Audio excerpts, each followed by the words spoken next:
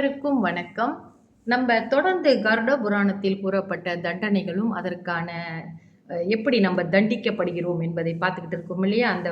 அந்த வகையில இன்று வந்து வஜ்ரகண்டம். வஜ்ரகண்டம் என்றால் அந்த நரகத்திலே ஏன் நம்ப போறோம், அனுப்பி வைக்கப்படுறோம் அப்படின்னு சொன்னா, சேரக்கூடாத ஆணையோ, பெண்ணையோ கூடி தழுவி மகிழ்தல், காம வெறியர்கள் அவர்கள் அடையக்கூடிய இடம் வந்து வஜ்ரகண்டம். அந்த இடத்துல எப்படிப்பட்ட தண்டனை கிடைக்கும் என்றால், நெருப்பால் செய்யப்பட்ட பதுமைகள், பதுமைகள் என்றால் பொம்மைகள் செய்ய அந்த பொம்மைகளை கட்டி தழுவி வாழ வேண்டும். அப்படின்னு அந்த இடத்துல அவங்க இப்படிப்பட்ட தண்டனை அனுபவிக்க வேண்டும்.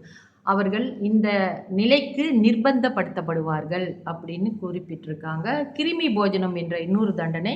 அது வந்து தான் மட்டும் உண்டு சாப்பிட்டு பிறரது உழைப்பையும் சுரண்டி பிழைத்தால் இவர்களுக்கு என்ன மாதிரியான தண்டனை கிடைக்கும் என்றால், பிறவற்றை துளைத்து செல்லும் இயல்புடைய கிருமிகள் மூலம் பாவிகள் கடித்து துளைத்திட்டு துன்புறுத்தப்படுவார்கள். அப்படின்னா சில சமயங்களில் சில பூச்சிகள் நம்மளையே கடித்து நம்ம உடம்புக்குள்ளேயே பூந்து போகும் இல்லையா? அந்த மாதிரியான ஒரு தண்டனை கிடைக்கும் அந்த கிருமி போஜனம் என்பது. இது வந்து எதனாலனா நம்ம சாப்பிட்ற பிறருடைய உழைப்பு சுரண்டி சாப்பிட்றது, நம்ம மட்டும் சாப்பிட்டுட்டு பிறருக்கு சாப்பாடு கொடுக்காமல் இருப்பது பற்றியும் இந்த மாதிரி தண்டனைகள் கிடைக்கும். அடுத்தது வந்து சான்மாலி.